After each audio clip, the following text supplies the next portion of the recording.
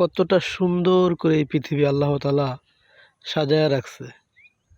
মানুষ কখনোই আল্লাহ তাআলার এই সৃষ্টি যে নেয়ামত, এটার শুকরিয়া আদায় করে মানুষ শেষ করতে পারবে না। দেখেন কতটা সুন্দর করে এই পৃথিবীটা আল্লাহ তাআলা সাজায়া রাখছে।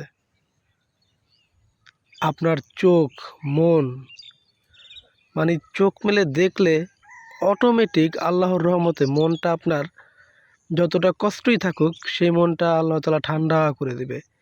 এই প্রকৃতি এতটাই সুন্দর। গ্রামীণ জীবন আসলে যারা গ্রামে থাকে তারাই বলতে পারবে যে কতটা সুস্থ এবং কতটা ভালো থাকে তারা।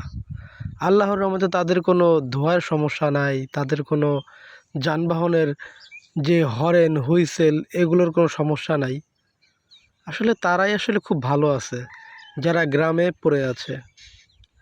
আমরা যারা শহরে থাকি, আমরা দালান কোঠা, ইট, বালু, এই ধোঁয়া, গাড়ির কালো ধোঁয়ার কারণে আমরা যে অসুস্থতা হই, এরকম গ্রামে কখনো হয় না। তো গ্রামটা খুবই সুন্দর, খুবই ভালো লাগে গ্রামে আসলে। আমি যখন ঢাকায় থাকি তখন খুব মিস করি এই গ্রামটা, যে এতটা সুন্দর পৃথিবীটা আল্লাহ তাআলা এতটা সুন্দর করে বানাইছে। এই পৃথিবীতে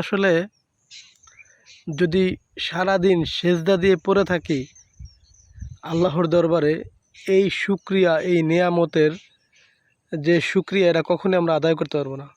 তো মহান আল্লাহ তাআলা আমাদের সবাইকে বুঝ দান করুক, বিশেষ করে আমাকে বেশি করে হেদায়েত দান করুক, যাতে আমি ৫ ওয়াক্ত নামাজ পড়তে পারি। আমি অনেক কথা বলি দিনের সম্পর্কে। আমি কোনো আলেম না, বা আমি কোনো যে ইসলাম সম্পর্কে অনেক কিছু জানি তাও না। আমার মুখে আসে তাই আমি বলি। আল্লাহ যেন আমাকে মাফ করে, আমাকে যেন আল্লাহ হেদায়েত দেয়। সবাই দোয়া করবেন।